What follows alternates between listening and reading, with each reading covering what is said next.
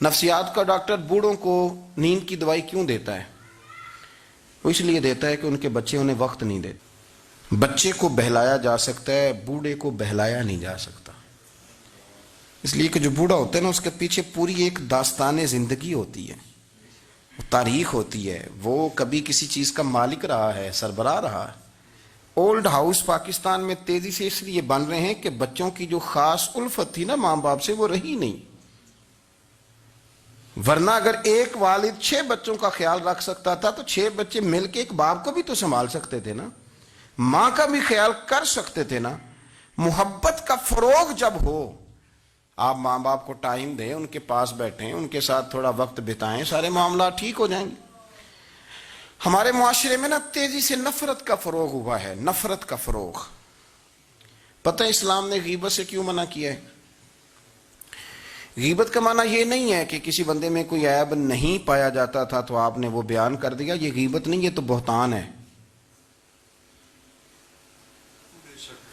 کسی میں کوئی عیب نہ پایا جائے تو وہ بیان کرنا وہ غیبت نہیں، وہ تو بہتان ہے۔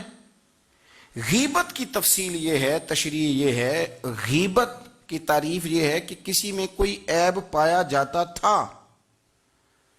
آپ نے وہ اس کی غیر موجودگی میں ڈسکس کیا تو اس کا نام غیبت ہے۔ وہ عیب تھا، آپ سچ ہی بول رہے تھے، آپ ٹھیک کہہ رہے تھے، عیب واقعی تھا، پر اسلام اس کو پسند نہیں کرتا۔ اسلام کہتا ہے کہ اگر تو سمجھتا تھا یہ عیب ہے تو جا کے اس کی تبلیغ کر، اس کو بتا، اس کو کہہ میاں یہ غلطی چھوڑ دے، تو نے ڈسکس کیوں کیا؟ آپ کسی شخص کے پاس بیٹھیں اور کسی دوسرے آدمی کی تعریف کریں، آپ کہیں کہ بڑا اچھا ہے، بڑا بامروت ہے، مہمان نواز ہے، با اخلاق ہے، وعدے کو وفا کرنے والا ہے، دیانتدار ہے، سچ بولتا ہے، آپ تعریفیں کریں۔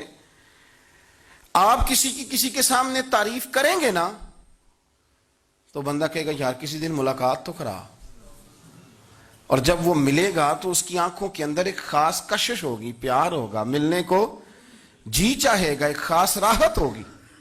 یہ کب ہوگا؟ جب آپ نے کسی کی تعریف کر دی۔ لیکن اگر آپ کسی کی غیبت کریں گے، کسی کے بارے میں کہیں گے بڑا غلط ہے جی، لوٹ لیتا ہے جی، چور ہے جی، فاسق ہے جی، تو بندہ اگر کبھی مل بھی گیا تو اس سے سلام لینے کو دل۔ ہم نے پتہ کیا کیا ہے؟ تیزی کے ساتھ فروغ پایا ہے ہمارے ہاں نفرت کا ماحول، تیزی کے ساتھ فروغ پایا ہے ہم نے نا، تیزی سے۔ آپ کھول لیں، کوئی یوٹیوب کھول لیں، کوئی ایسا چینل کھول لیں، بس لڑائی ہے، فلانا فلانے سے لڑ رہا ہے، فلانا۔ مذہبی لوگوں کی میں منت کرتا ہوں کہ خدا را دین کو اس طرح کا ماحول تو نہ آپ دیں کہ لوگ کہیں کہ ان میں کوئی شے ہے ہی نہیں، فلانا فلانے کا جواب دے رہا ہے، فلانا فلانے کا، اور بازاری زبان استعمال کی جا رہی ہے۔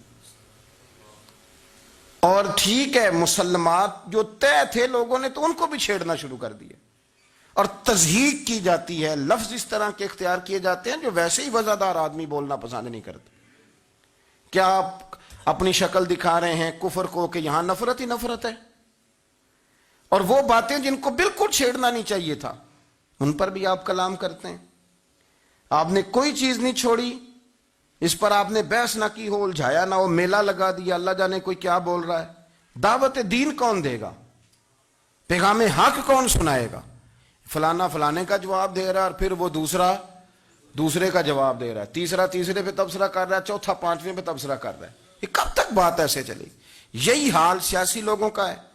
میرے ملک کا جو نوجوان اب بڑا ہو رہا ہے نا، میں بڑی ذمہ داری سے بتا رہا ہوں، وہ جیسے ہی بڑا ہوتا ہے تو وہ سمجھتا ہے میں ڈاکوؤں کے ملک میں پیدا ہوا ہوں، وہ سمجھتا ہے یہ شاید چوروں کی دھرتی ہے، وہ سمجھتا ہے شاید یہاں سب دھوکے باز ہیں۔